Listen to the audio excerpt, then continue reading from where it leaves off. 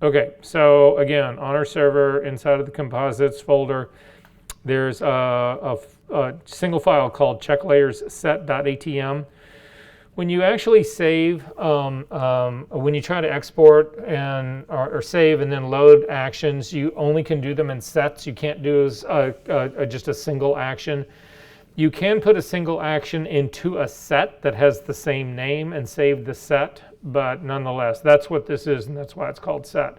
So if you can copy that to your desktop or wherever you want to store it, we're going to actually install it into Photoshop, and then you'll have it. But again, we all know that when you migrate to different machines, or if you get a new computer, or sometimes when you update to another version of Photoshop, this stuff doesn't get carried over.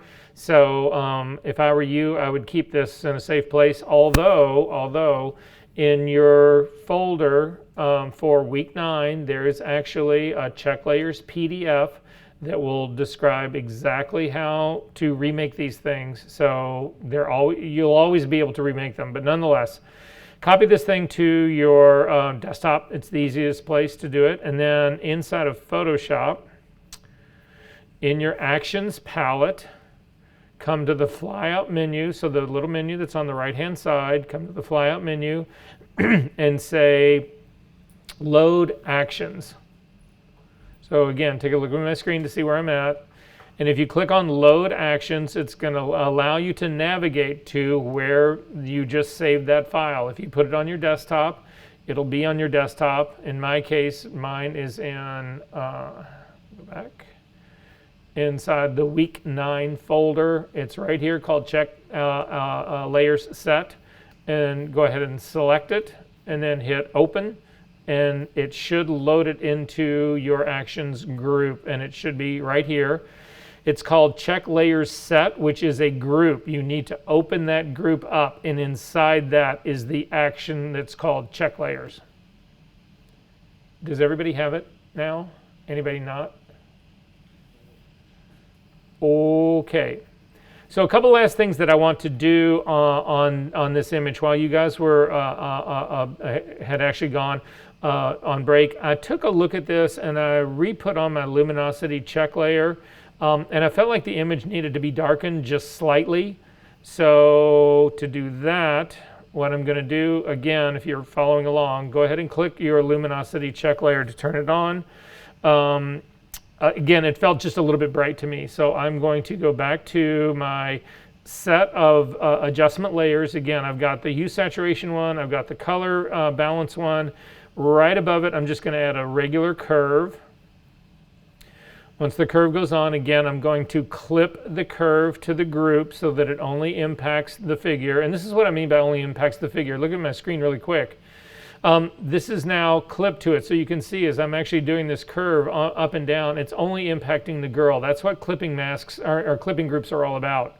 So I'm simply going to bring her down just a little bit. I'm going to click right in the middle of the curve, and I'm just going to pull it down slightly because I think she needs to be just a little touch darker. I'm also looking at the numbers on her coat.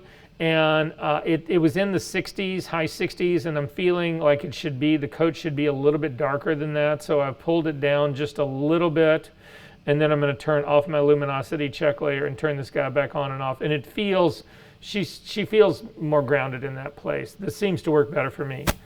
So 2 last things we're going to do. First is we're going to try to add a little believability to her feet because that's a problem right now. First thing I'm going to do is actually select the girl, the smart object itself. When she was standing on the rocks, her right side was higher than her left side. You can sort of see that. So I'm going to rotate her slightly. Hit Command T onto the smart object. It's going to say it needs to turn off all your smart filters in order for you to do this. That's fine. The only thing it was doing was the hue saturation part. And then I'm going to actually grab the anchor point and drag it down to her right foot, so that her right foot does not move, and then I'm simply going to rotate this down a little bit so that I feel like her left foot and her right foot are grounded basically in the same distance from each other. The way it looked before, it looks like her left foot is further away from camera, is deeper out into the set. So I'm simply going to rotate this a little bit to add a little bit more believability to me, and that actually works for me right now. So I like that part of it. It feels a little bit more grounded there. But now I'm going to actually try to put her into the scene. And again, we've talked about this before. If there's anything that you can do, anything element of the foreground, of the background that we can bring on top of our new element, it will anchor it into the ground. And clearly snow would be one of those. So that's what we're going to try to do here. I'm going to zoom into her feet. I'm going to add a layer mask to this smart object. So again, I'm simply adding a blank layer mask to it. And then I'm going to go looking for a brush that I feel like can create what looks like snow to me, or would look like snow on top of these boots. So hit the B key to get a brush. In the drop-down menu now for your brush, you can actually, where most of you are right now is under General Brushes. So most of you guys have got General Brushes that are open. You can go ahead and close up General Brushes, and as you come down, one of the first things that you should hit are Dry Media Brushes. Does everybody have those? It's right under the General Brush group. Can you guys find it? Anybody not? Go ahead and open up the Dry Media group, and then you can start to scroll down and just look at them. These are previews of what they look like. And I continued to scroll mine down until I got to one called Kyle's Ultimate Pastel Palooza. That's the brush that looks like snow to me. So I'm going to select it. Now, typically what you want to do when you select a brush like this is that it helps to actually have a preview of what it really looks like so that you know what the brush is going to be like when you're working with it. If you add a blank layer above your smart object, it's just going to be a temporary layer. So actually, I'm not going to add a blank layer above it. I'm going to go all the way to the very top of my screen and add a blank layer above the check layer. So I'm going to go to the very top because I don't want this to be affected by any of the other brushes that are in there. I'm just looking for a preview. So I'm gone to the very, very top. I'm going to add a new blank layer above that. Black is my foreground color right now, and I'm simply going to start to tap my brush. Make sure my flow is all the way up, normal blending mode. Get this up above. My layer itself went inside the check layer group, so I couldn't see anything because the check layer group's turned off, but now I should be able to see it. And you can see if you start to poke around with it or hit it around with it a little bit, that it sort of starts to look a little like snowflakes. You can still use your brush size, so I'm making mine a little bit larger, and then again, popping around on this to see sort of like, do I feel like that's going to seem like snow on top of her? And I feel like, yeah, maybe this will work. So this is what I'm going to try. I'm going to throw that layer away. All I was doing was using it as a preview. I'm going to come back down to the layer mask for the smart object that is the figure. Because again, what would be happening here is that if snow was on the outside of her boots, you wouldn't see the boots. So all I'm going to do is mask away some of the area underneath her feet so that it looks like there's snow on the top. And I'm just going to start with her, her left foot. And again, I'm working on the layer mask. Black is the color that I'm using. Normal blending mode, 100% opacity, 100% flow. And I'm just going to start tapping around and see if I can't get some, what I'm feeling like snow to be more on top of this. Now, this looks like the snowflakes are too big for me. So I'm going to hit Command, Option, Z, and undo all of that. Or I'm simply going to throw the layer mask away and put a new one on. And I'm going to make the brush smaller again. It's too big. So again, I'm going to bring it down closer to the size it was in the very beginning, and I'll try this again. And that's beginning to feel a little bit better to me. And I'm certainly going to cover up the front part of that toe to make that part feel a little more likely. Hit a little bit on the back.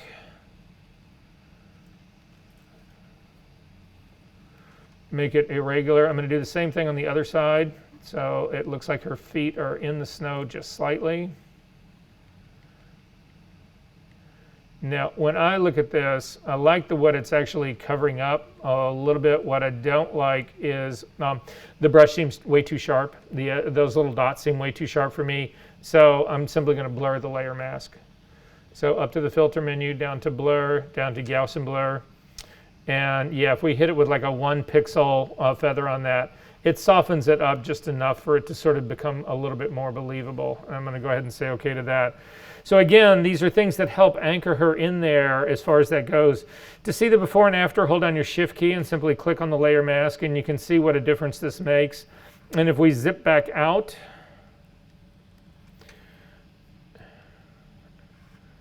you can see that it actually has a pretty huge effect on this. So I feel like that part is actually working for me. Again, it puts her feet a little bit more in the snow. And then finally, we are going to add one quick shadow into this. I'm not going to spend the time to really build a massively complex one, but enough to help put her in there. So I'm going to select on the background layer, because again, you want your shadows to be on top of your background, underneath your subject. So I'm simply going to add a blank layer between the two. Hit the G key to get the gradient tool. Click on the drop-down menu for types of gradients, and then open up the basics folder. And the gradient that you're looking for is the second one over, foreground color to transparency. And then you're also in the little icons that sit right next to the gradient selection, the little, there's 5 of them that are going to the right. You want to pick the second one, which is a radial gradient, and then simply come out onto your image and click and pull, drag down. Black should be your foreground color. If white's your foreground color, you need to change that first. This really didn't make the gradient big enough for me, so I'm going to hit Command Z to undo it, and I'm going to pull a bigger one now. Again, we're going to transform all of this, but I pulled a much bigger one. Command T immediately to bring up the transform dialog box. I've got to zoom out a little bit so that I can see my dialog box. I'm going to grab the handle at the very top center of the transform box, hold down the Option key so that it not only moves the top handle, but it'll also move the bottom handle to crush this. I'm then going to click in the middle of the box and bring it down here so that it's actually underneath her feet. I'm also going to make it wider, but I need it wider in both directions. So again, I'm holding down the Option key and clicking to drag it so that it moves, so that the shadow moves out in both directions. If you need to really fine tune where your shadow is, so for instance, I need my shadow to go down a little bit, and when you try to do this a lot of times with a mouse or with a trackpad, it's really hard. What happens is it'll want to jump to a next sort of like stage. So it doesn't land exactly where you want it. You can actually move this using your arrow keys. So I'm just going to start tapping my arrow keys down to the point that I feel like it's actually in the right spot. And so I feel like mine actually is in the right spot now. I'm going to go ahead and hit the Enter key, immediately hit the E key to get your eraser. Make your eraser a little bit larger. The settings for my eraser are, the mode is for a brush, 100% opacity, and I've got a flow around 7%. This will give you a little bit more control on it, and I'm simply going to start erasing the shadow that's on both sides of her, because that wouldn't be the way it is. And the other side as well. And then my shadow is still too deep. It's from front to back. It needs to be more narrow than it is. There's nothing to stop me from transforming it again. Command T. Again, holding down the Option key so that I crush it both top and bottom. And I'm going to make it slightly narrower. And that feels better to me. I'm going to go ahead and hit Return. E key again to get rid of the shadow part that's right in front of her feet, because there would be no shadow right in front of her feet. And then I'm going to drop the opacity massively. I've got my opacity down to like 12%. And again, it's incredibly subtle, it's very slight, but it's helps an enormous amount in terms of believability. I'm pulling back now, and I feel like the shadow's still too strong at 12%, so I'm going to drop it down even more. Yeah, and I'm down sort of, I don't know, 7%, something like that. And that's how I would ultimately finish up the comp. Are there any questions about this guy? Are we good? All right, you can close this up. You do not need to save that. So guys, we're going to be doing this all day. Again, it may seem like a lot, but this is, I think if I can get you doing this enough that this starts to become second nature to you, this is going to open a whole new world for you. So anyway, I hope you feel the same way. The next one we're going to go after is Jackson's. and he's got 2. He actually, and for those of you who actually did the assignment that, or didn't hear that I was saying 9.2 wasn't called for, whatever, I'll go in and I'll take a look at it. I'll give you my opinion about it, and I'll also give you a few more points for doing the work. It doesn't seem fair that you did all that work and it just goes ignored. But I want to open his 9.1. That's where we're going to start. So in his 9.1, again, and Jackson, to your credit, I know that, because the color looks way off, but I know that you did the color exactly the way I'd said about doing that color part, right? But again, the color part that we were talking about, that we were looking at there, is when you need to do really, really, really radically extreme color.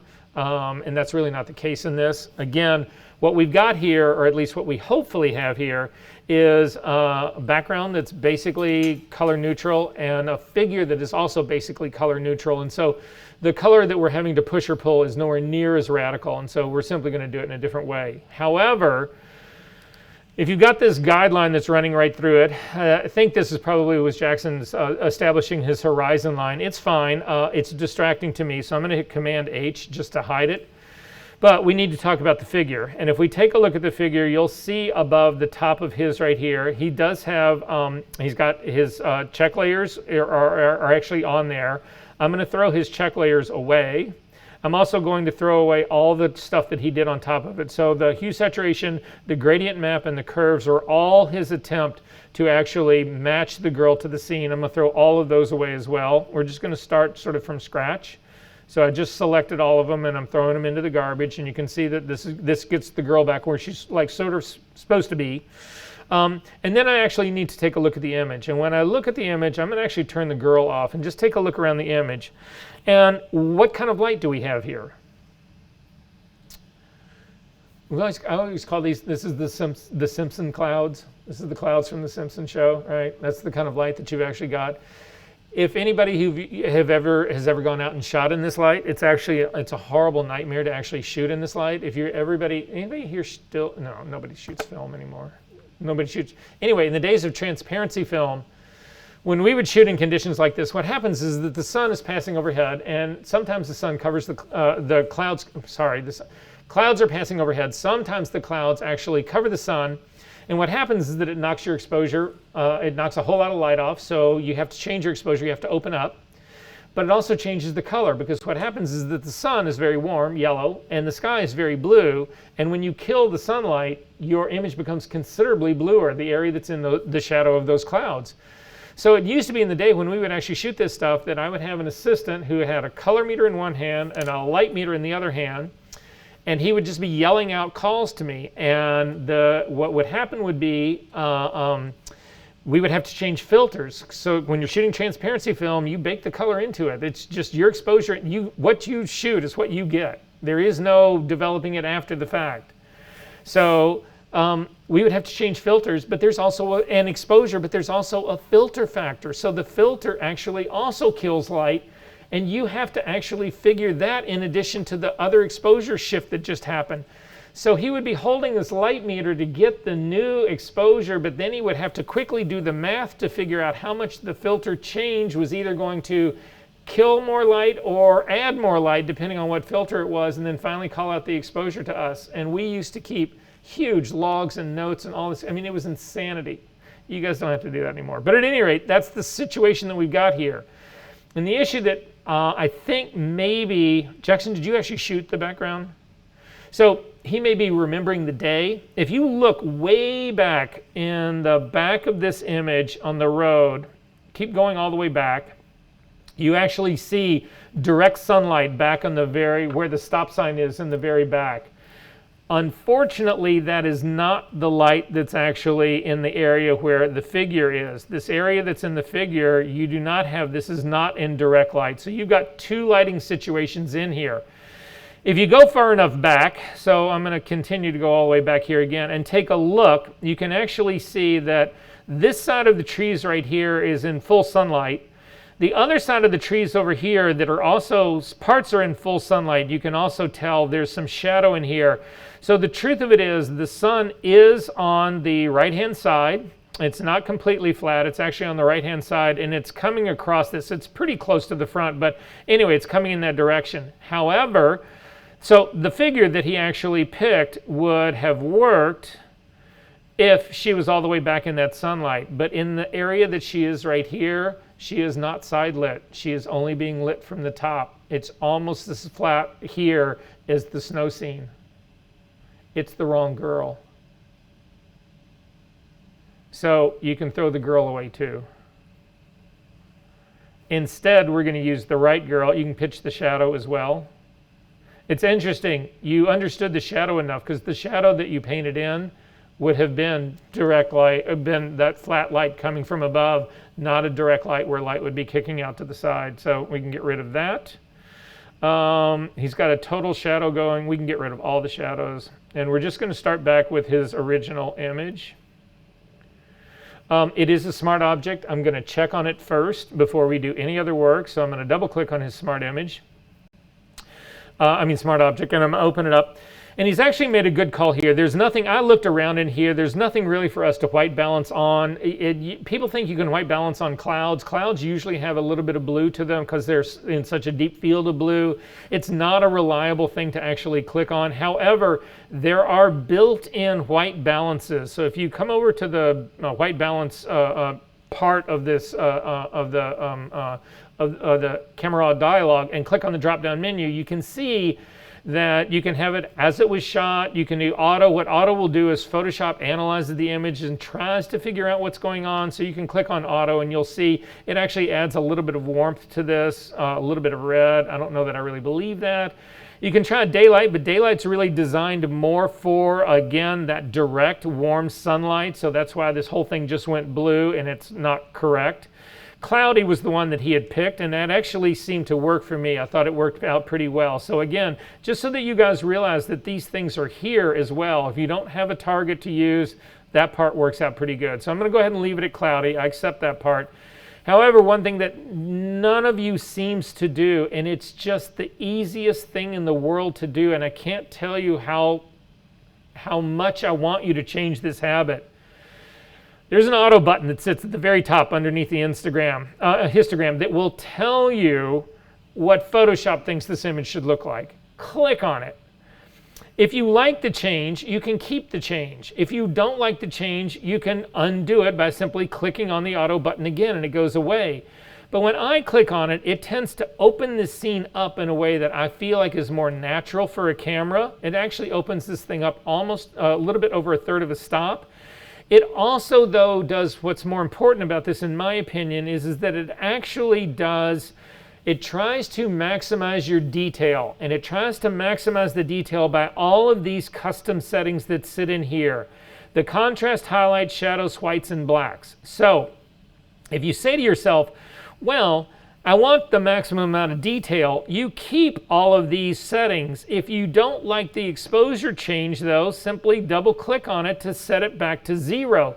This still will give you a maximum amount of detail in your image without making it lighter or darker. And it's just a smart. So the point that I'm trying to make is that just because you click auto doesn't mean you need to accept everything that auto does. You can actually go through and cherry pick this guy. However, for me, in this particular image, I think that the auto actually enhances this considerably. So I'm going to go ahead and simply click on it. It will reset it, and then we'll go ahead and say OK to this. And as we go through this now, looking at your image, once it comes back in here, you can simply do a Command Z to go back and forth between the two. And again, when I look at this, this is the way I think of a sunny day and shade would actually be, more so than the darker version of this. This looks underexposed to me. So I'm going to stick with that version of it, and this is where we're going to take off and go from. Everybody good with this? One more question. Shoot. Get rid of everything except for the background. That's it. Sometimes you just start from scratch. Okay, so we're going to put the correct figure in here, and the correct figure in here is the comp body 2. So I'm simply bringing it up. I'm going to grab the smart object, drag it over on top of my scene, hold down the shift key to bring it into the center space, and it comes in place. Again, I'm not going to close my comp body 1 or 2. I'm just going to park it outside again, so that, again, I try to keep the space that I work in as uncluttered as I possibly can. So that's where I'm going with this. So So here's the girl, and if we take a look at the scene right here, again, my perspective of this would not be, clearly he's not standing on the, not laying down on the ground looking at up here. This would be some gigantic heroic pose for her. She's, covering the majority of the telephone poles that are in the back, whatever. Unfortunately, looking at this, I don't have any real, there's no real way I can determine her height. I actually looked at the tire tread, that's the tire mark that's actually on the road, and I tried to base it on that. Tire treads vary radically all over the place in terms of the actual width. So trying to get a scale on this is really difficult to do because there's nothing in here that really gives me a scale. So that can be a blessing and a curse. The blessing part of this is that there's nothing really in here that's also going to tell me if it's wrong or not. So right now my feeling is that she's too big for this. So I am going to transform her, Command T to bring up the transform dialog box. I'm going to click on the link between width and height again, and then I'm simply going to use the scrubby slider to hover over either the H or the W. If you click on either the H or the W and you drag to the left, she gets smaller. If you drag to the right, she gets larger. So I'm going to make her a little bit smaller. I'm going to set her back in space a little bit. I'm going to bring her more onto the road. And then I'm going to just look at this and say, do I feel like she's about the right size for this? I'm going to make her a little bit larger. And that feels right to me. If you guys want the same numbers that I've got, I'm going to just type this in. We'll just do 54%. Again, it's a smart object. If down the line I feel like, well, that didn't work, again, it's a non-destructive thing. I can always go back in and retransform it or make her a little bit smaller and a little bit darker or whatever. So this is basically where I'm going to start with this whole thing. So with the check layers that you've run, this is actually going to be our next move right now, because from the scale point of view, perspective point of view, all of those things, I feel like she's probably in a pretty good spot. She's also, her horizon line is slightly below her crotch. It's probably somewhere between her thighs and her knees, somewhere in that area. She's down a little bit. Again, these are two different perspectives. I shoot really low, and I think Jackson's version of this, you were probably standing, just standing regular normal height. So there's a serious perspective shift in this, but again, it's not going to be the end of the world. It's not the best, but it's not going to be the end of the world. Anyway, so I'm going to run my check layers action on this again. So you guys need to find the check layer action thing that you just had. Let me find mine.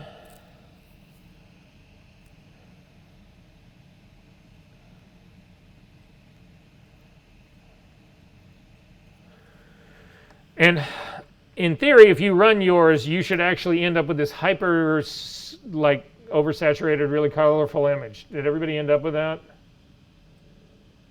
Yeah, I can see Mitchell did. If you didn't wind up with this like outrageously looking thing, you didn't download the right action set. I just need to make sure everybody's on the right page. Are we good? Mine's different, but I'll figure it out. Are you using your old check layer set or the new one? Did you load mine? I loaded yours.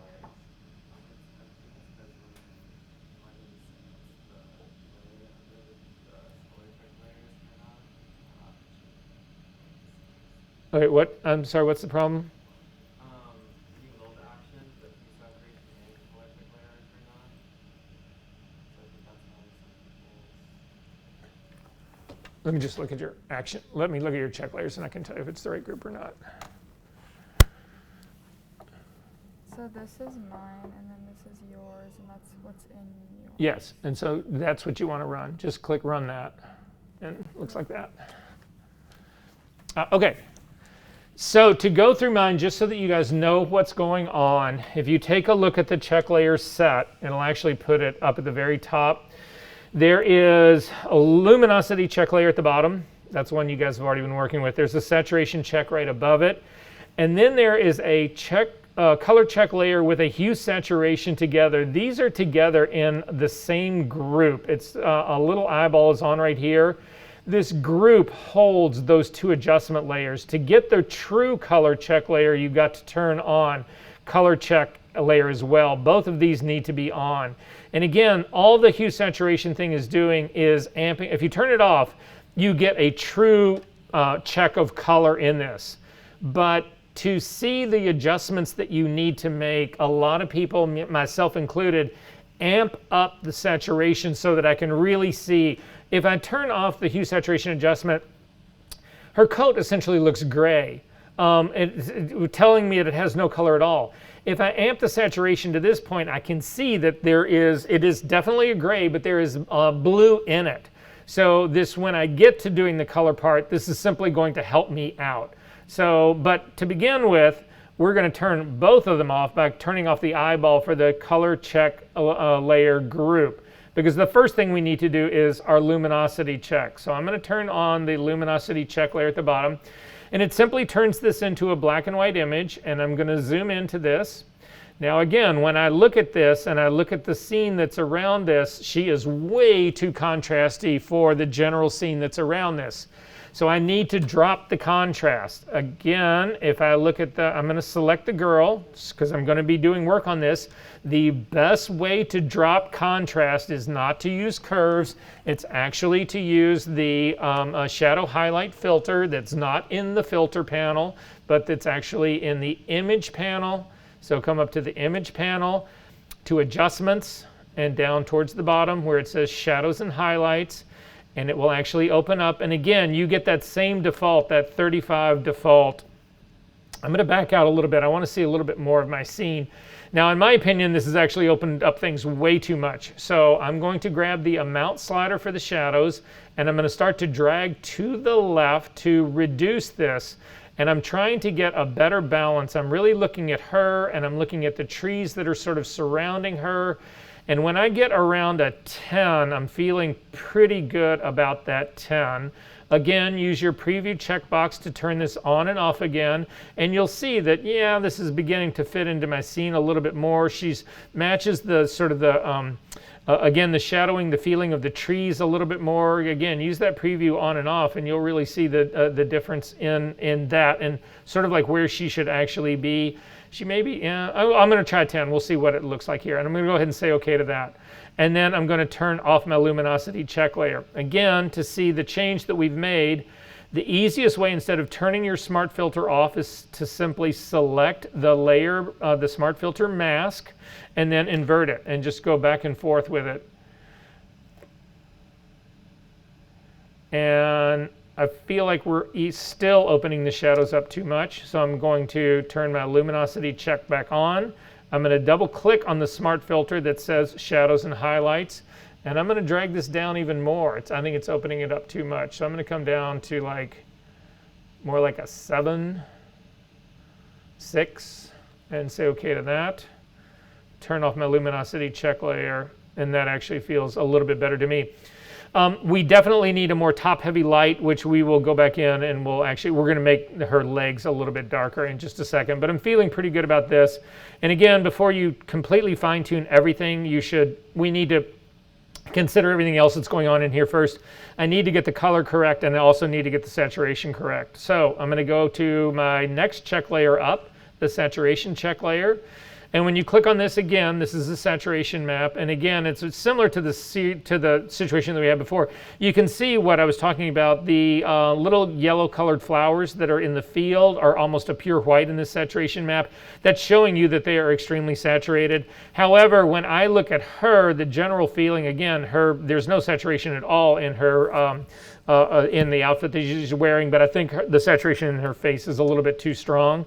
So I'm going to click on the smart object that is the girl. I'm going to add a hue saturation adjustment layer above it. So click on your adjustment layers, hue saturation. Immediately click on the clipping, the little icon at the bottom of the properties panel, or if you want to do the trick by holding down the option key between both layers. Either way, to clip this so that it only impacts the girl. And then again, before you do anything else, we are changing saturation with this adjustment layer. So change the blending mode of this to saturation, and that will restrict it only to being able to change that. And then I'm going to simply drop the saturation. And you'll see the only thing it really has an impact on is her face. I'm not going to push it too hard, but it feels a little bit better. If you want the same number that I put in, I'm at a -16. I'm going to turn off the saturation check and then take a look to see what actually happened. And I'm feeling much better about this. It's pulled some of that red out of her face. It's also given me a greater sense, of sort of a better color match sense, I think, of what's really going on in this image. So I'm feeling a little bit better about where we're at right now. I like that part. And then finally, I'm going to come up and I'm going to turn on the color check group. So both of the saturation and the color check layer. And you can see here that, again, the thing that makes it stand out the most to me is I'm thinking most about the coat and how much yellow really exists in the grass and the trees that are around this. Now, I don't know if you know this, but everybody thinks that if you look at like pine trees, what color is a pine tree? Green. Everybody would think it's green, right? If you actually use a color picker in Photoshop to pick the color, you end up with yellow before you end up with green. There's a huge amount of yellow that exists in all of the green in nature, green grass, all of that kind of stuff. Actually, the shifting in yellow is more critical than it is in green, believe it or not. But so anyway, that's what's really dominating this. So I'm going to, again, try to remove some of the blue in this and actually bring more yellow into it. So to do that, I'm going to go down. And again, my hue saturation layer is now the layer that is active. I'm going to put a color balance layer on top of this so that I can shift that. So I'm going to add an adjustment layer again on top of the hue saturation layer that I just did. I'm going to add a color balance layer. I'm also going to click on that little clipping icon to clip it to the girl so that it only impacts the girl. Sorry, I'm going to get my mask back on. And then change, again, all we're changing here is color. So change the blending mode from normal down to color only. And then finally, I'm going to start with the midtones. Again, this is very similar to the one we just did earlier. I'm going to grab the blue yellow slider. Again, what I'm trying to do is reduce the blue and bump the yellow. Again, these colors are complementary colors of each other, so that's why I'm actually doing it. I'm going to grab the yellow slider and I'm going to start to push towards the right. And as I get not even that too deep into it, I'm beginning to actually start to match. Her coat is now beginning from a coloring point of view to match the sort of the trees and the woods that are sort of in the background. So for me, yes? I was just wondering, you know how you just changed the mode to color? Yes. Can you do that with the hue saturation mode too? Yeah, the hue saturation layer should be set to saturation. Saturation, okay. Yeah.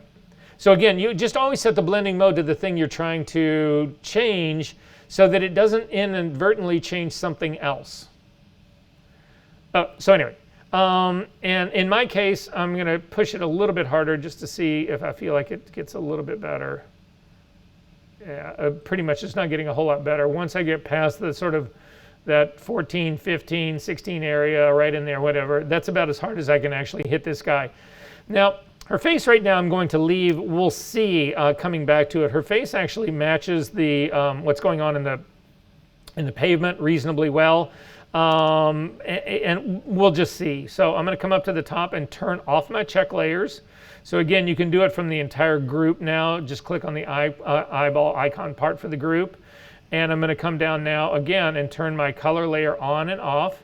And you can see what a difference this has made in terms of specifically the coat. It's actually put a great deal of warmth into that coat.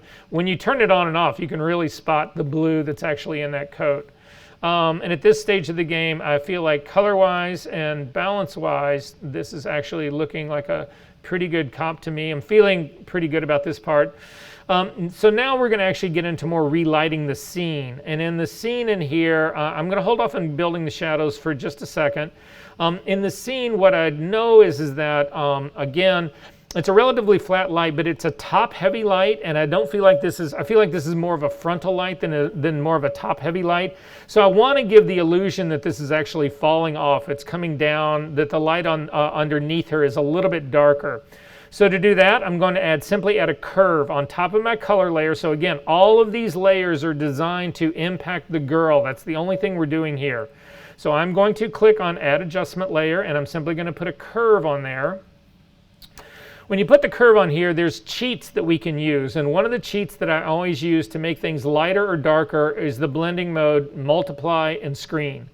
So if you click on the blend, first off, we need to clip this to the girl. So again, I'm going to click on that little clipping icon so that so all of these are being clipped to the girl. And you can do this forever. There's no limit to the number of these that you can do, continuing to clip it so that it only impacts the girl. Again, if you grab the center point of the curve and you pull it down or you pull it up, you see it only impacts the girl.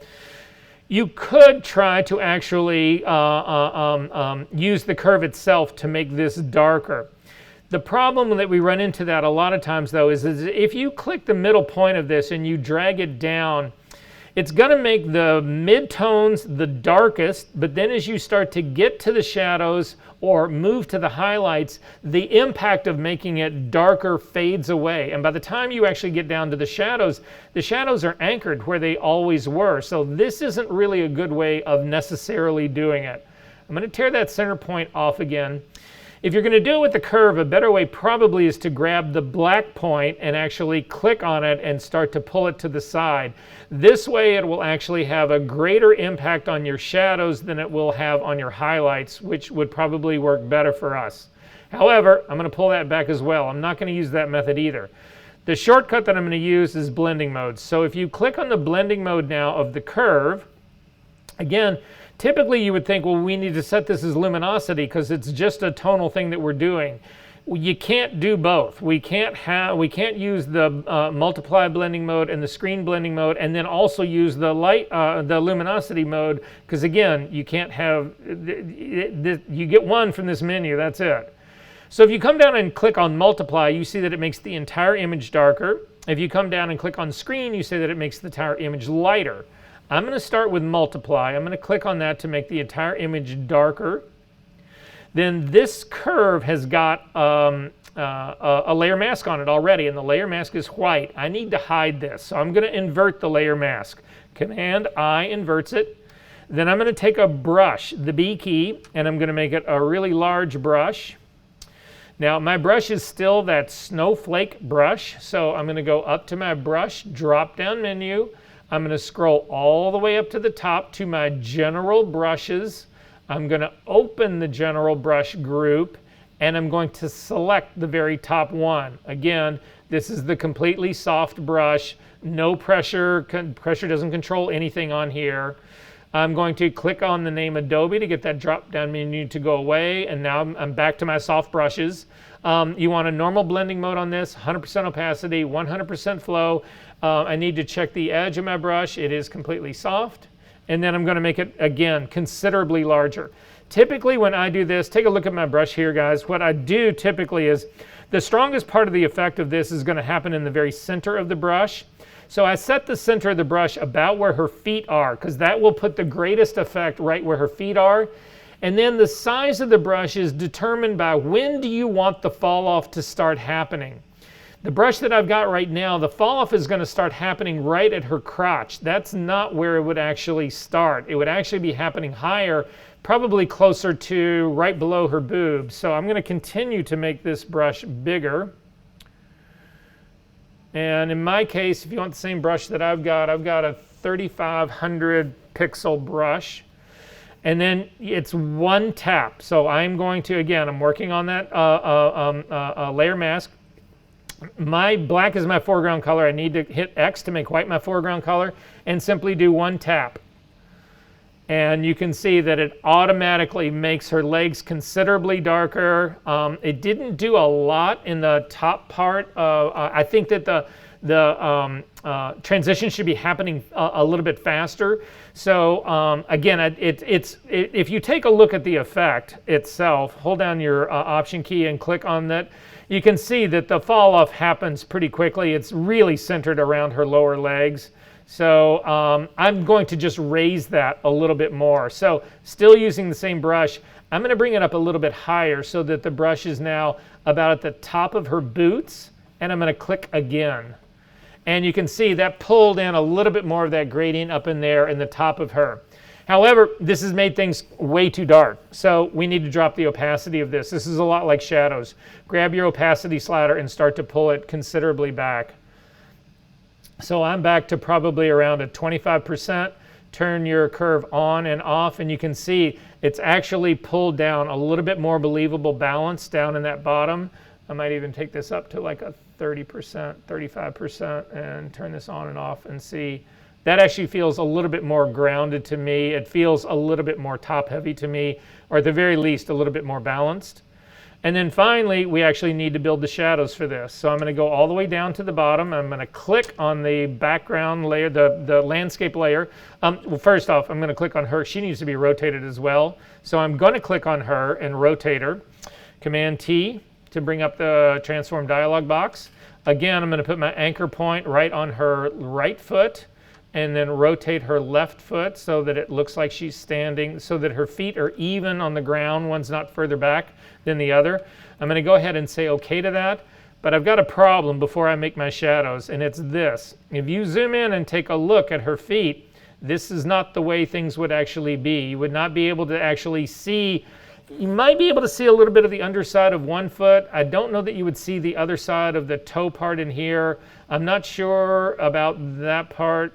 And again, I don't think her heel is long enough. That heel looks, again, in the real world, that heel was actually shot behind a sandbag. So it's missing part of the heel. So I'm going to fix both of those things right now. With the girl selected, you need to come up to the filter menu and come down to liquify. And zoom in to her feet.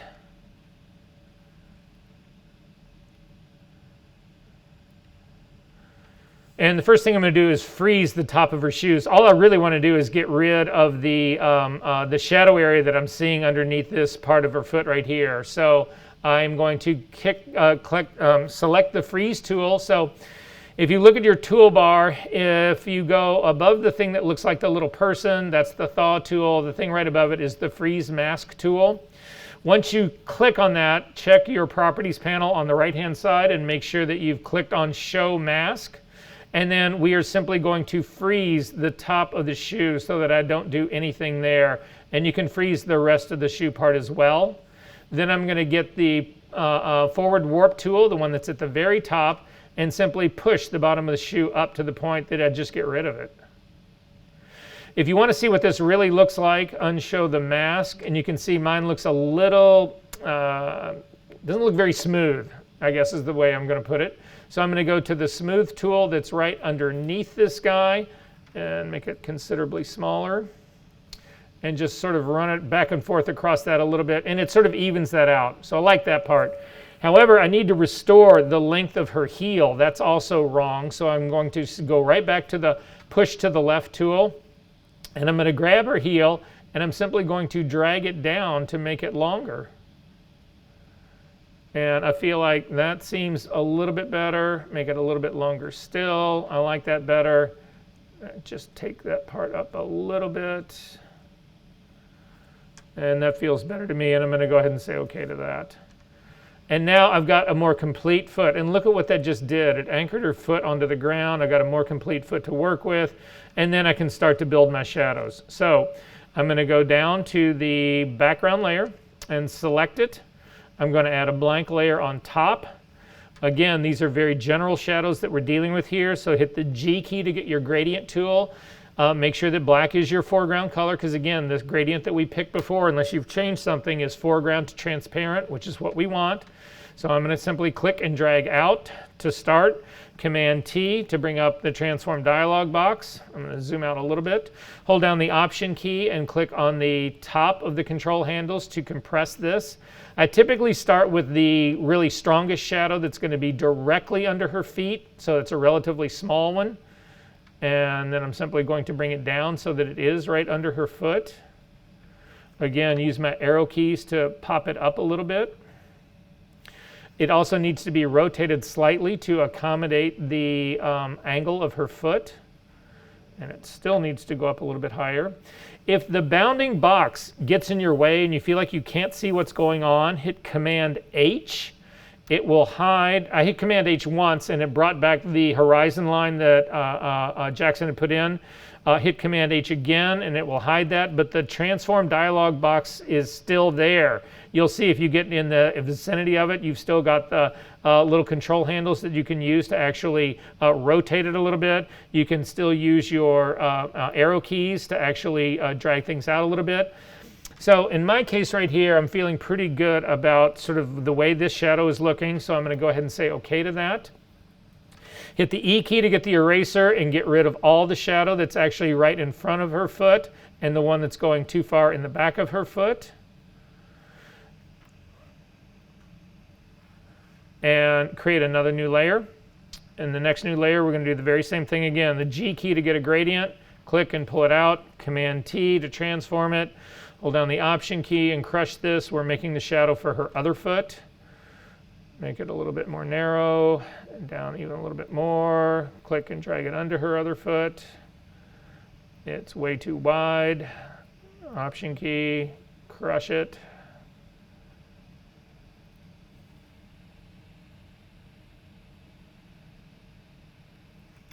Hit Command H to hide, Command H twice to hide all of that. And use my down arrow key just a little bit, up arrow key a little bit. Go ahead and say OK to that. Hit the E key to get an eraser. Get rid of the stuff that's on the sides. It would not be anything on the sides of this. This is the shadow that's just directly under her foot. Check to see what you think about it. It actually looks pretty good. I think they're both too strong, so I'm going to drop the opacity of both of these. So I'm going to do the right foot first and simply drop the opacity down. This is the main shadow though, so it's going to be pretty healthy under there. And I'll go to my first one and drop its opacity down slightly. And that feels good. I'm going to add one more layer on top of all of this. Again, add one last shadow, the main one underneath all of her. The G key to get the gradient tool, click and pull out another gradient. Command T to actually transform it. Hold down the Option key and crush this. In this case, we need to make it considerably wider because this is going to be the shadow that goes underneath her whole body. And again, considerably narrower.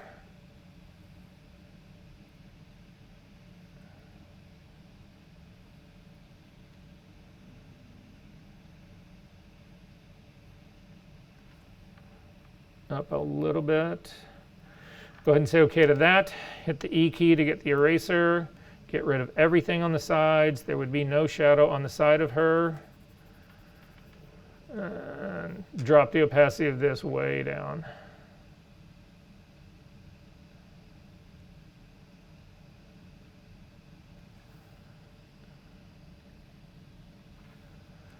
Back off, and I'm dropping the opacity down even more.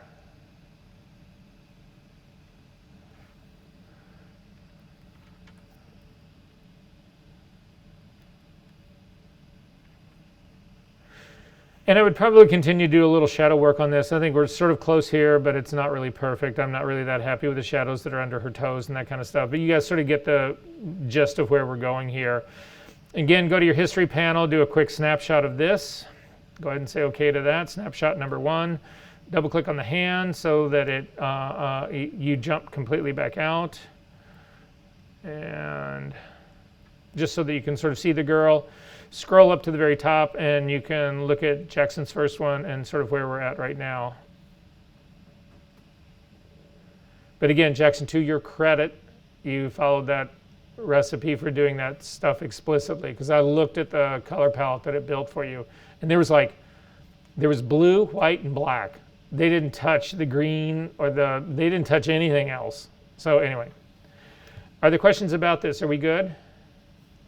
All right, you can close this guy up. You don't need to save him.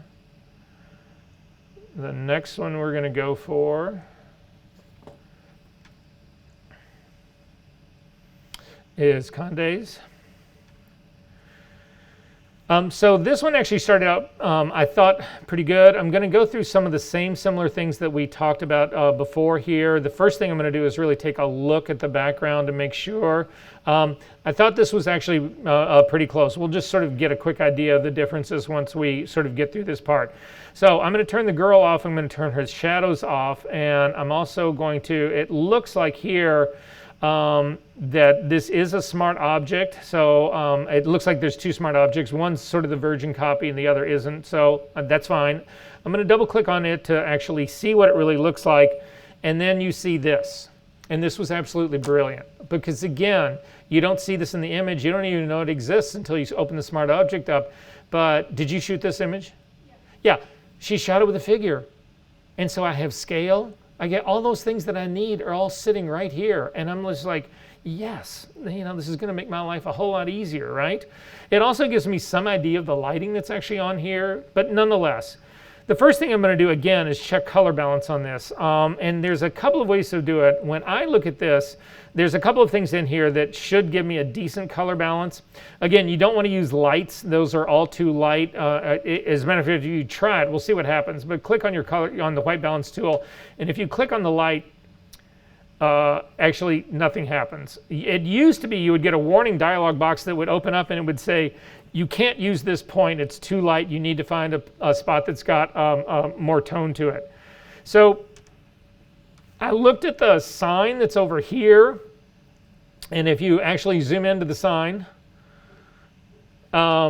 you can see that part of it is white, part of it's a spectral reflection, so I would avoid that part. We can see what the white over here actually does, so I'm going to pick again, the color balance tool, if it would pick, and click on the white point part right here. And you can see it puts in, again, I think a sort of reddish tone to this that I don't really like. It may be true, but I don't really like it. If you hit Command Z to undo it, I sort of like the sort of more greener vibe that's happening here. But I'm going to try the box that's holding the fire extinguisher on the other side. I'm going to see what a white balance there does. And that actually pulls a little more of the green out and puts in just a little bit more yellow to me. I actually think that this is, I just like the color better. It's not that the color that she picked is right or wrong. Again, if you hit Command Z and go back and forth, it's not that radically different, but it just feels better to me. So that's the version of this image that I'm going to go with. And I'm going to say OK to this. Now, she has an advantage here because she does have two smart objects. I don't want to change the positioning of this first smart object because this is the way she cropped her scene. So I don't want to change that part of it. But I do want to be able to get to that figure so that I can see how the scaling of this should be. So to do that, I'm going to turn off the eyeball for the top smart object. I'm going to select the bottom one underneath it and then hit the V key to get the move tool and simply, it's not going to let me move this guy because it's locked. So double click on the lock and it will actually get rid of the lock. And now I can actually hit the V key and move this. So I'm going to simply drag this over. I'm going to hold down the Shift key so that it drags it in, so it doesn't allow it to move up and down. It only goes right to left. And now I will actually have an opportunity now to put in the figure and scale it correctly. So I'm going to go up on top of the figure that she's already got in here. I'm going to use the new figure only because I feel like I've gotten rid of all the spill and all the other stuff. So I'm simply going to use the new version that we spent today making. It is comp body number 2. And I think, yeah, it's comp body number 2. I'm going to simply click again and drag that on the layer of comp body number 2 on top of this figure. Hold down the Shift key and let go. It brings it into proportion. Hit Command T to scale this. I'm going to click on the link between width and height. I'm going to then hover over, use the scrubby slider, and ooh, not drag that quick. It's going a little bit wild on me, so I'm going to go to the handles here and click. I'll drag it down so that her feet are on the same level, and then I'm going to drop my anchor point all the way down to the bottom so that only the height moves, and then I can click and drag her so that she is about the same height. Now, again, just sort of like knowing what I know and looking at this, I'm going to guess that This girl's a little bit on the taller side, and she's probably, I'm going to guess that those boots have heels to them. So I'm going to make them roughly about the same size, height here, and I'm going to say okay to that. And that part's done. And now the image that I had is the underneath part. I can actually put this back into place. I don't need the girl in here anymore. So this is a great trick. I mean, it doesn't really matter because I can turn on the layer that is actually doesn't have the girl in it anymore. But I like to keep things tidied up. And so there is a trick that you can use. If auto align layers does not work for you, you can actually do it manually. And to do it manually, this is how we're going to do it. We're going to temporarily change the blend. So I've turned on the second layer. And again, if you turn the eyeball on and off, they don't match. I've moved the one on the bottom way over so that we could see the original girl in here. But instead, what I'm going to do is change the blending mode of that top layer from normal down to difference. And what happens in difference is that anything in this image that is identical to the image underneath it will go black. Anything that is the direct opposite will go white.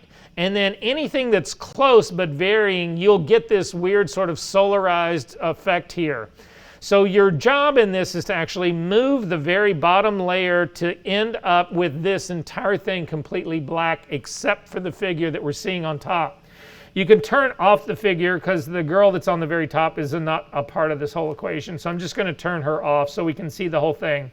I'm going to grab the layer that's on the bottom. I'm going to hit the V key to get the move tool, and I'm going to start dragging it to the other side. And you can see that as you start to get close, again, I got very close right here. Things are getting darker. You can then go to your arrow keys, and you'll actually see as you start to do your arrow keys kind of up and down. Now, let me see. I can click and do this faster.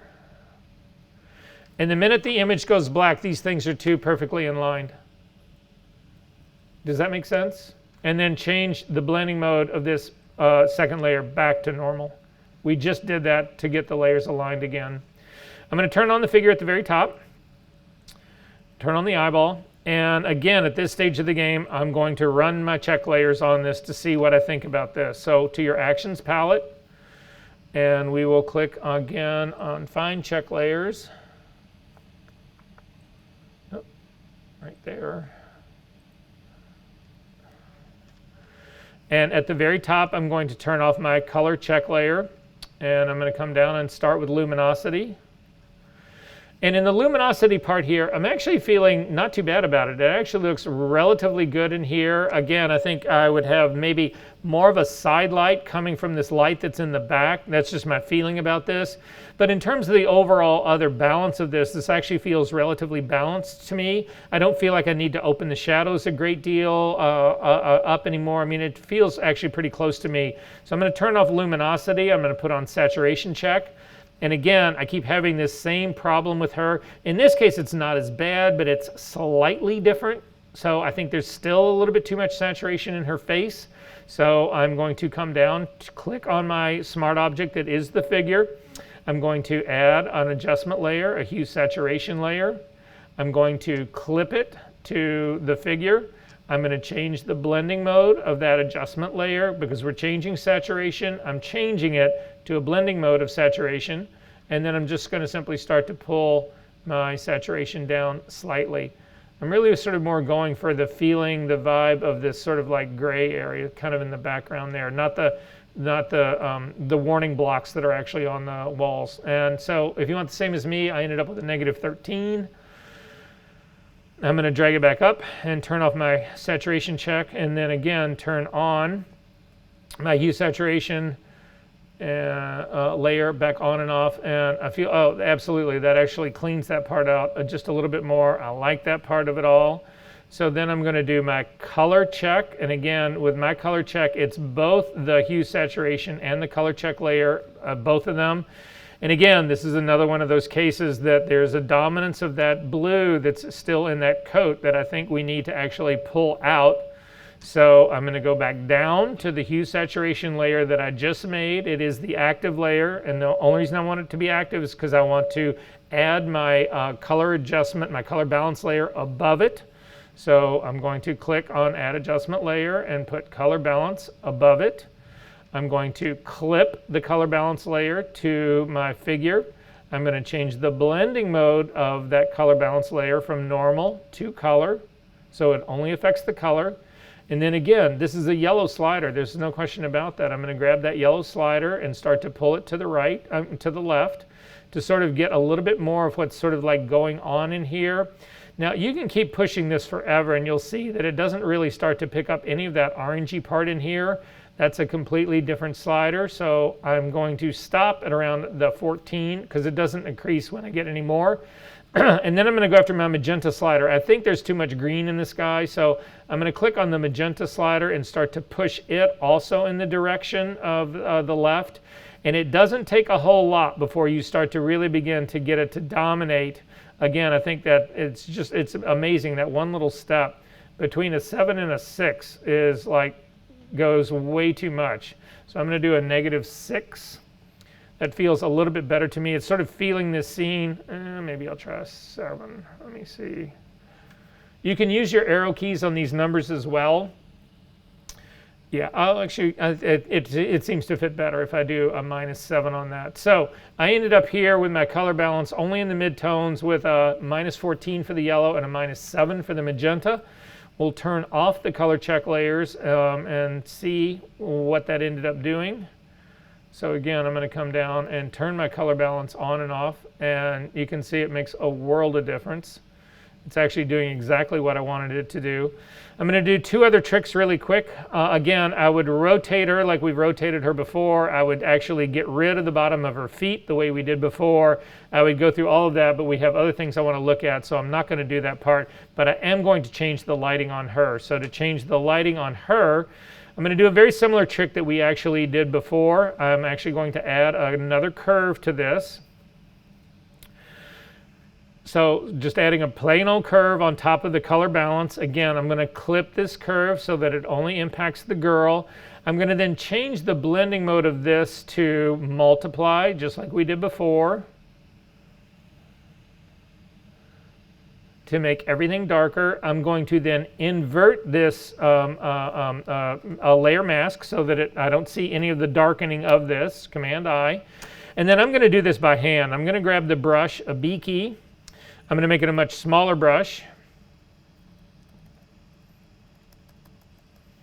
I am going to make sure that white is my foreground color, that my blending mode is normal, 100% opacity, but I'm going to drop my flow down to around 10%, something like that, so that I can basically paint in. What I'm feeling like is that this light should look like it's coming across her body, and right now it doesn't feel like that, so I'm just simply going to start darkening in this other side of her body over here a little bit. And this gives it a sort of like spotty effect to it.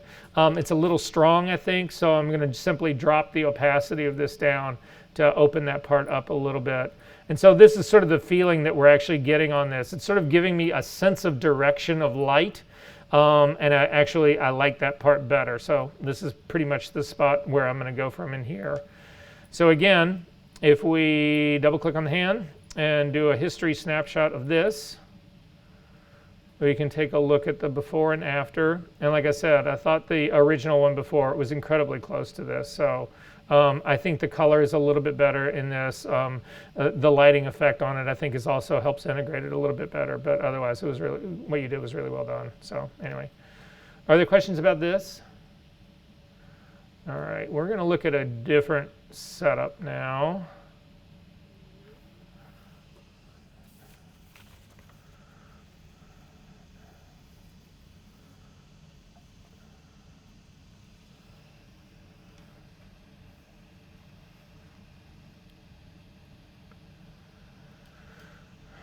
And it's going to be Lauren. So she also did 2. If you'll do 9-1, the girl in white room.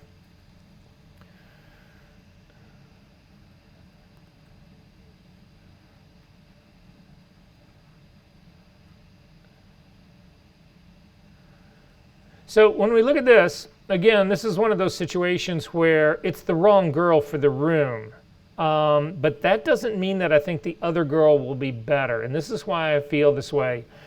The other girl is a relatively top-heavy light, and this girl, it's not necessarily so. She's pretty flat on the front, but it's definitely a side light.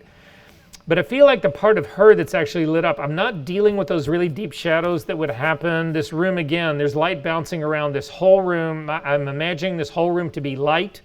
And so my solution into this is to not change the girl. My solution in this is going to be to change the room.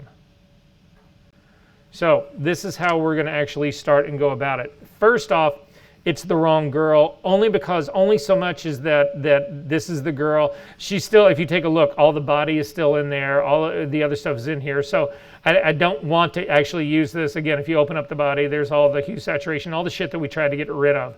We still need to get rid of all that stuff. So I'm going to throw the body away. I'm going to throw the shadows away, all the shadows. And in this case, what we have left here is we've got, again, a background that's locked. It's not a smart object, so I don't have raw data in here. And then we've just got the background copy, which is, again, smart way to work in case I'm going to do anything to this. So my first move is to actually bring the same girl in. So, but again, the cleaned up version of her that we made today. So she is comp body version number 1. And I'm going to, again, grab on her, click on her smart object, drag that layer on top of the white room, hold down the shift key and bring it in. And then again, I'm simply going to put away the comp body or dock it back again. Now in this case, she's clearly too big, so I need to scale her. But again, she's a smart object, so scaling is non-destructive. Command T to bring up the transform dialog box. Click on the link between width and height. And then I'm simply going to use the scrubby slider to actually shrink her down. And I'm going to put her right in the middle of the doorway. So I'm going to bring her down, and I'm going to set her in the doorway so that her feet are right on that threshold part. And then I'm going to ask you guys, where does the door handle fall on your body? Pretty much at your waist. And to prove it, we'll come walk right over here to the closet door that's at the back part. This is exactly what I did earlier today when I was looking at this image. And I'm standing right by the door, and it's right at my waist. So that's where I'm going to put it for her. That scales her exactly where she should be. So to figure that out, I need my rulers to be showing, because I want to use a guideline for this. So even though you've got the transform part there, it's fine. You can leave it there. Come up to your view menu, down to rulers so that your rulers actually show. Click on your top ruler and drag a line down so that you end up bisecting right through the door handle. And then take a look at the girl. And right now, my girl, the threshold for her, her feet are on the threshold. I don't want her feet to move. I just need to make her shorter. So grab the anchor point again from the center and bring it right down between both of her feet. So now when you actually click on one of the sliders, she simply shrinks from the top down, and you need to bring this down till it actually hits her waist. Mine, in this case, it actually hit her waist, and so I'm ready to go on this. I'm going to go ahead and click OK for this and say, all right, we're pretty good to go. Now, we need to find the horizon line for this room. And again, I've just brought this guideline in to give me the doorknob. I don't need this guideline anymore, and I don't want to get it confused with what my horizon line is going to be. So to get rid of the horizon, to get rid of this guide, come up to the view menu, come down to clear guides. It will get rid of it. Now we need to find the horizon line of the room. So to do that, I want you to go to your pasteboard first, hit the F key. It actually puts us on the pasteboard, and then we can use the pen tool to actually find our vanishing point and hence the horizon line. So the P key to get the pen tool, and then you want to select, I'm going to actually do this board that's on the far side. We need to select our converging line. So I'm going to click here. I'm going to then bring my pen tool to the other side and then bring it up or down so that it actually traces exactly that line in the board. And I'm simply going to click. Then I'm going to come way down onto my pasteboard and click something down here so I can start with another new line. I'm going to pick another board on the other side to give me an opposite converging line. And again, drag my pen tool up and then drag it down so that it transcribes exactly that board line. Those two now have actually intersect. Where those two cross is the horizon line. So I'm going to click on my ruler and drag down at the intersection of those two, and that's where my horizon line is. I'm going to go to my path palette and throw this work path away. It's done all the work it needs to do. I just needed to find where the horizon line was. Ironically, it's right where the doorknob is, but what can I tell you? Back on the girl, I'm going to now bring her into the room, and I want to do this using, I want to scale this in perspective. So again, I'm going to hit Command T to do the transform dialog box. The anchor point now needs to go onto this horizon line. So you need to take the anchor point and bring it slightly up. I'm going to leave it directly behind her because I want it as if she's coming straight at the camera. Now I don't want to move her to one side or to the other. I'm straight at the camera. So I'm simply bringing it up. It's right at her waist. Hold down the Shift key and the Option key at the same time, and then simply click on one of the transform points at the bottom of the girl and simply pull her forward. And she's actually now out into the middle of, well, not in the middle of the room, but she's no longer standing in the doorway. And go ahead and hit OK for this. So this part is actually working pretty well for me. I need to check a couple of things about this girl. Again, I'm not going to completely change her, the lighting on her right now, because I want to change the lighting on the room first. That's what I'm basically going to try to do. When I look at this room, though, I see some weird things in here. It looks like that, and if you take it, well, here, you can see what I mean by this. Click on the background copy, and we're going to add a hue saturation layer on top of this. And then we're going to drag the saturation all the way up. And look at the color variation that's in that white room. So it's all over the place. I'm guessing this was a relatively low quality JPEG possibly that came in from I don't know where, but nonetheless, there's too much variation in this color-wise, and I don't need to fight that. So I'm going to throw that hue saturation away. I just used it to show this to you. And I'm simply going to add a black and white layer above this. It'll actually take care of all of that. So I won't have any color variation in this anymore. However, that black and white layer just stripped all the color out of my floor. So I actually don't want to do that part. So again, I can actually, I'm going to turn off the girl really quickly. Well, let's do a very quick selection of the floor that's actually in here. So I'm going to use the quick selection tool and see if it'll find all of the floor. It does a pretty good job of it. I'm going to now add a black and white adjustment layer. So let me throw the one that I've got on there away so that it'll add the layer mask for me. So again, add black and white, and then invert it so that it keeps the floor clean. And so basically now I've got clean white walls. So that part's going to work for me. But now I need to create the lighting that's actually on the girl in the room. So to do that, I'm going to go above my black and white layer. Again, the beauty of doing this against on the room is you don't need to worry about clipping groups and that kind of stuff, whatever, because the girl's on top of all of it. She's not impacted by any of this. So that's before I do that, though, I'm going to try to balance her in the room better first. So let's see what that looks like. Let's go ahead and run our check layers on this. And I'm going to turn off the color. Let's do a luminosity check first. And in my luminosity check here, I feel like she's a little too dark for this scene. So I'm going to click right above the girl. I'm going to add a regular curve on top of the girl. This is exactly what we've been doing. I'm going to clip this curve to the girl. I'm going to change the blending mode to luminosity. And then I'm simply going to click in the middle and lift the girl up so she's a little bit brighter in this whole scenario. And that part feels a little bit better to me. I'm going to turn off my check layer and turn this on and off. That she feels better, more anchored in the room. I like that part. I'm going to click on my saturation check layer. Again, the whole situation is too saturated for this. So again, I'm going to add another adjustment layer above my curves. It's going to be a hue saturation layer. Again, I'm going to clip this to the girl, change its blending mode to saturation because that's what we're changing, and then simply drop the saturation down a little bit. I'm really more interested in pulling it down on her face than I am on anything else. So I'm going to say okay to that. I ended up down at a -17. Turn that off and then bring this guy back on and off. And it feels a little bit more like the light in the room. I like that part of it a little bit better. And then finally I'm going to do my color check. And in this case, she's actually matching the floor of the room really well. So I'm not going to screw with the color on this part. I actually think we're pretty close to this part. We may have a little too much shadow on the side, but we'll see. We're going to balance this against relighting the room.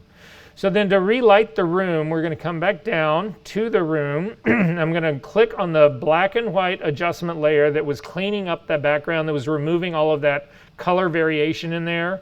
And I'm going to add another curve on the top of this. So just a regular curve.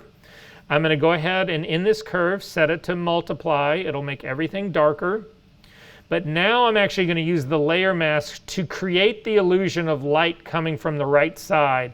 So I'm going to hit the G key to get the gradient tool. We need to change the gradient tool now because right now it's going from foreground to background. I'm sorry, from foreground to transparency. We need to change that. So click on the drop-down menu. You need to go in the basics drop-down, the very first one. You need to go from foreground to background. And then also we need to change this from a circular gradient, which is what we've been using for our shadows, to a linear gradient. So it's the first of the icons. And then finally I need to hit the X key to actually make black my foreground color, because what I'm going to try to do is remove what I've just done with this curve from the right side and from the left side and have it still stay on the right side. So I'm going to simply click over here somewhere between the, sort of like in the middle of the wall. I'm going to click and drag over and let go. And you'll actually see that it makes this side of the room lighter. It makes the other side of the room darker. So again, if I turn this on and off, it's actually just adding more tone to the right side of the room. This is not strong enough for me. So I'm going to simply duplicate this curve. Command J. It makes the other side of the room darker.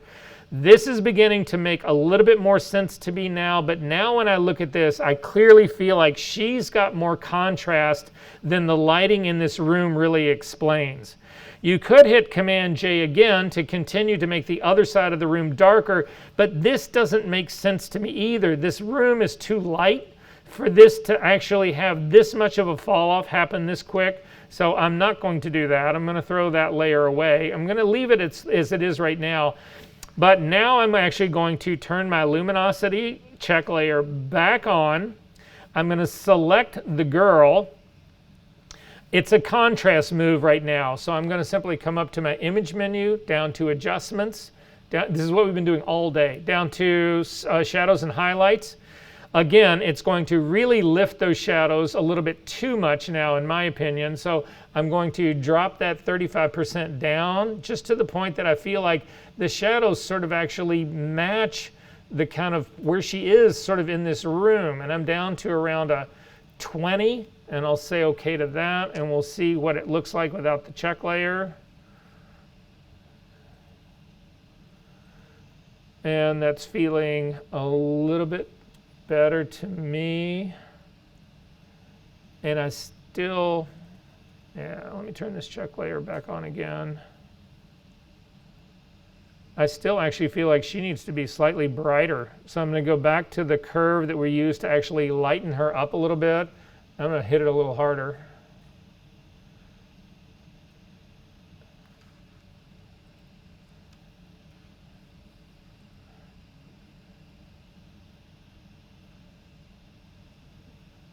Feels a little bit better to me. What's missing here is the shadows. So again, I'm going to come down to the very bottom. We need to do this work above the curves that are on the background of the room. So I'm clicking above the curve. I'm going to add a new blank layer to this. Hit the G key to get the gradient tool. Change again your gradient from foreground to background to foreground to transparent. Change the type of gradient from linear to radial. Come out here and we are going to actually click and draw one out because I'm going to pull one to the side again where this lighting is actually coming from. You know, guys, I got to be honest, sorry for you. Hang on one second here.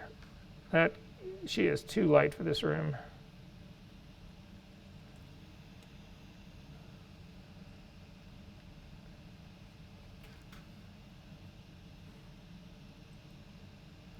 Yeah, that curve that's actually making her so much lighter, it's way too strong. So I'm not going to try to change it. I'm just going to drop its opacity. She's not fitting in that room at all. Yeah, that's considerably better there. And then I'm not sure that the, yeah, no, that needs to be there. All right, so back to shadows, almost done.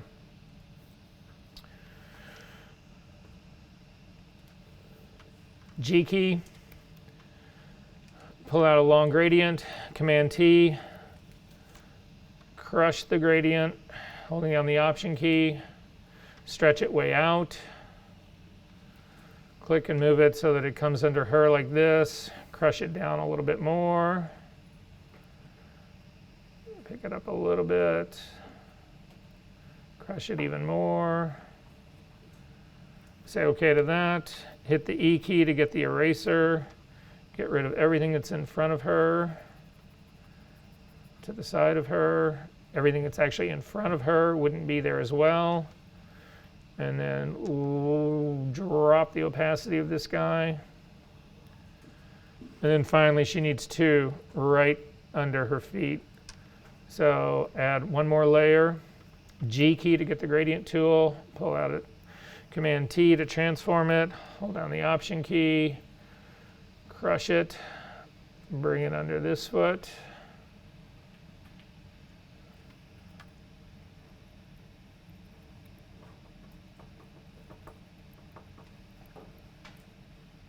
Come on. Go ahead and say OK to that. E key for the eraser.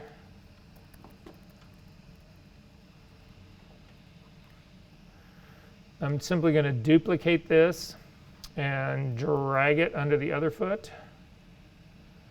And then also there would be a shadow right between her feet as well. So I'm going to duplicate this one more time to give me the shadow that connects these two.